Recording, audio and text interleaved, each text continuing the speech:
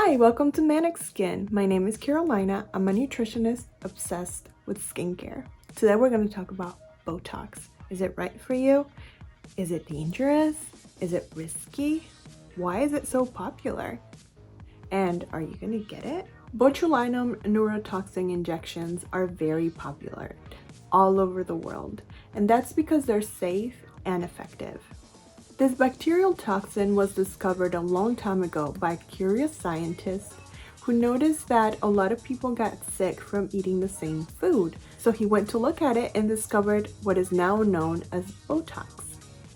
At the time when they started studying it, they discovered that when injected directly into the muscle, it could disrupt the communication between the nerve and the muscle. After years of research, it became medicine.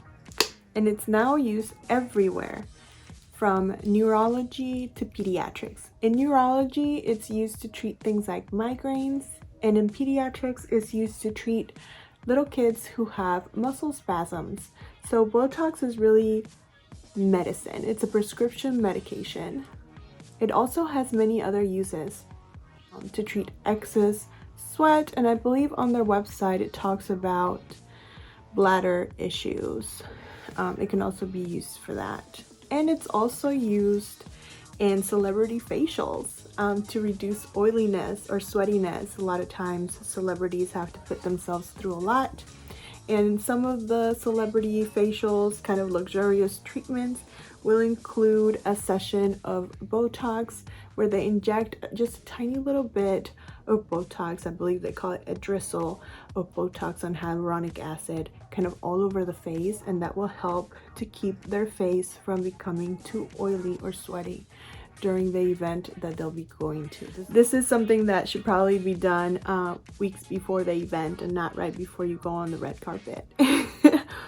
Its most popular use in aesthetics is to inject it right in the center of the forehead to get rid of these frowning lines, also called your 11s.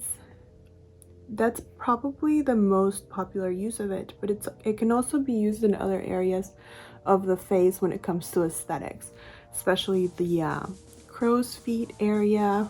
It can also be used to change your smile. A lot of people, when they smile, they show a lot of gum, so it can be applied here, and what that does is it kind of relaxes these muscles a little bit so that when you smile, your smile is not as deep and it doesn't show as much of your gums. And then there's also a use for it on your chin, and that is to treat what they call golf ball chin, which I do have. When I'm talking, my chin has a texture to it. Well, that's actually muscle moving under there and activating as I'm talking. And what that causes, it causes a texture over my chin. They can apply Botox here to kind of smooth that muscle over and get rid of that texture. And it can also be applied right over your lip, most likely here and maybe a little bit here, and that will help to lift your lip up. So it kind of does that naturally, which you can't do otherwise. What's really important to know about Botox is that it has to be done by a professional, someone who is an expert on the anatomy and physiology of the face. The anatomy being where the Botox specifically has to be injected according to the muscle structure of your face. And then the physiology is how that muscle moves, reacts with the rest of your face, because if this is not done expertly, something can go wrong. Because what Botox does is it relaxes that communication between your brain and that muscle, then if it's applied incorrectly, that muscle could all of a sudden stop getting communication from your brain to move, and then it could just droop. It could look like your face is melting. So if it's applied incorrectly, like in this area, it can drop your smile. If it's applied incorrectly here, it can drop your eyebrows. And there are just a number of things that could go wrong.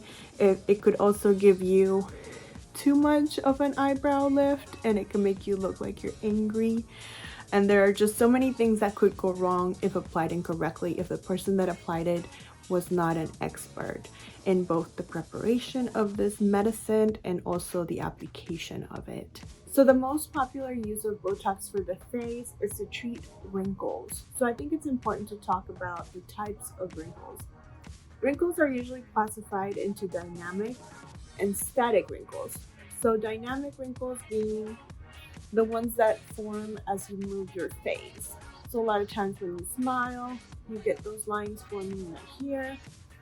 And then also when you smile, you get those crow's feet right here.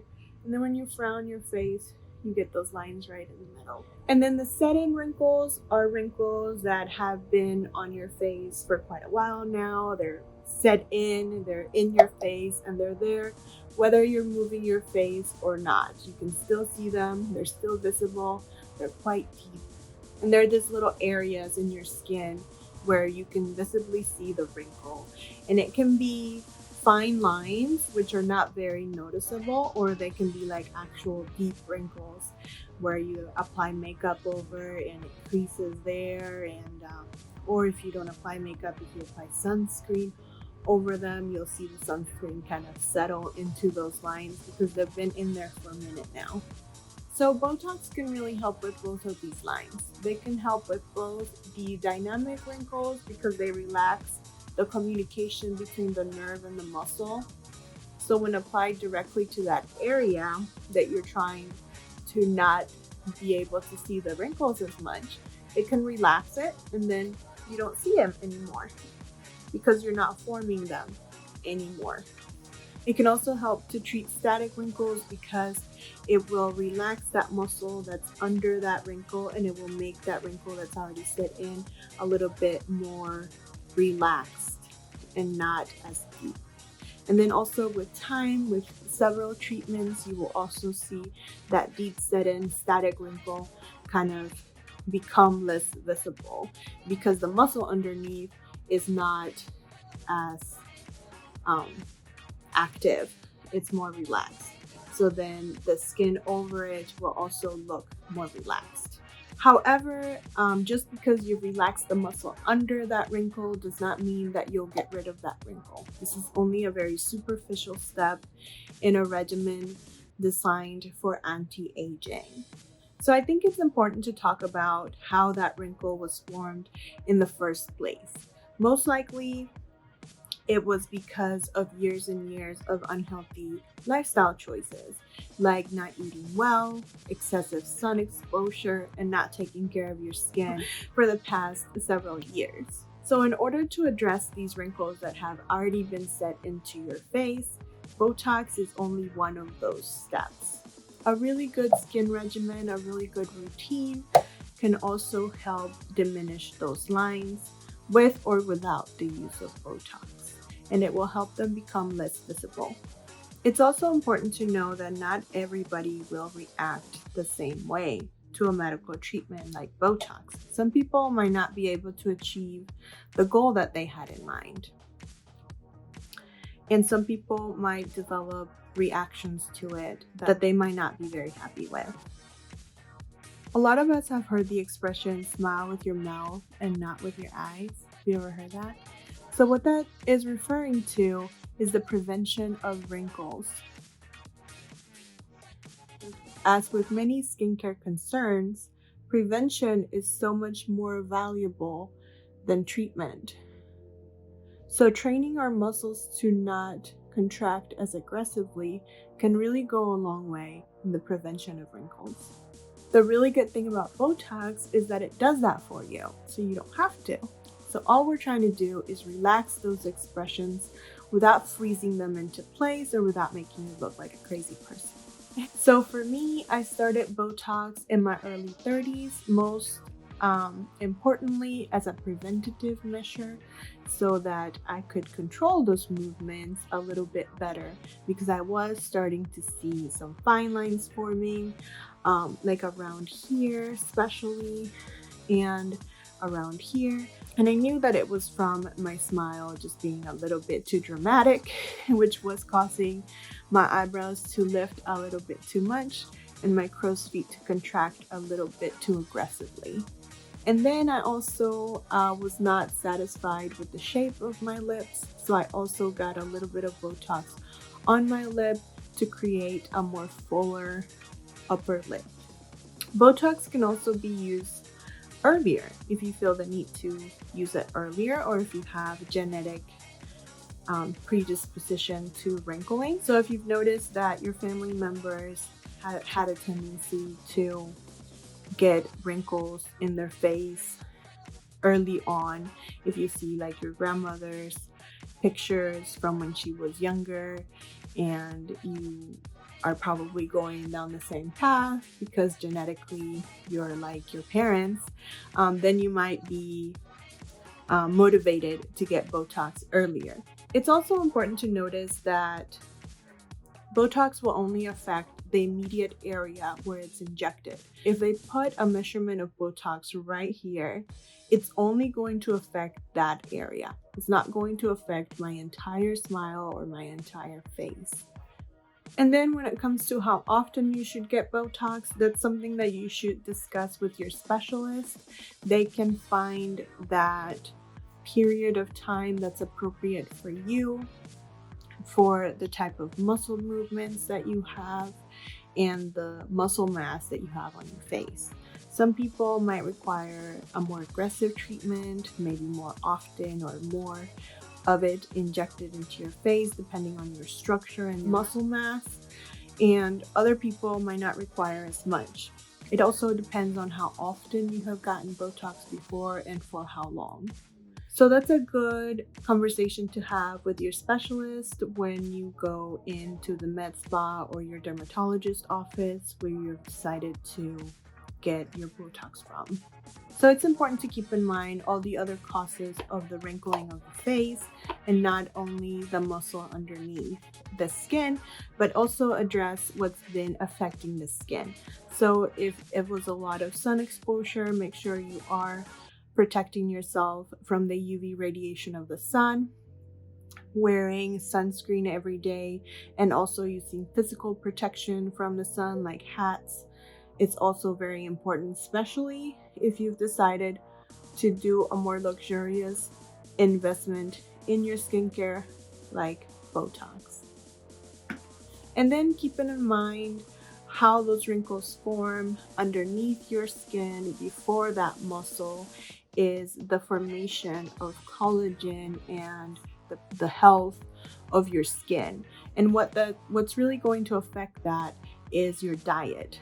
Eating plenty of fruits and vegetables is going to help with the health of your skin, and also eating foods that would promote collagen production in your skin can also help in the reduction of the appearance of wrinkles that are already set into the face, besides getting Botox as well. So I'd also like to show you the before and after of one of my male models.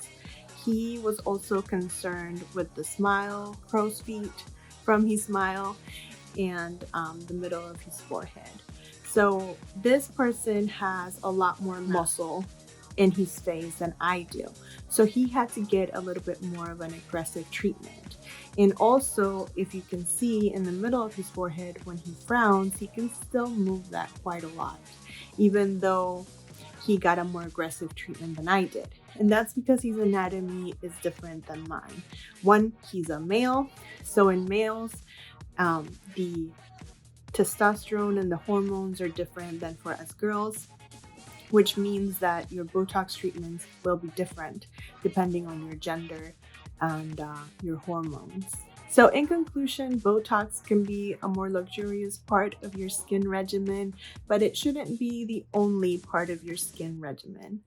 It will make you look more rested, and it will help you to look more rejuvenated, which can help with your mood and your self-esteem. So it's also important to keep in mind your mental state and your mental well-being.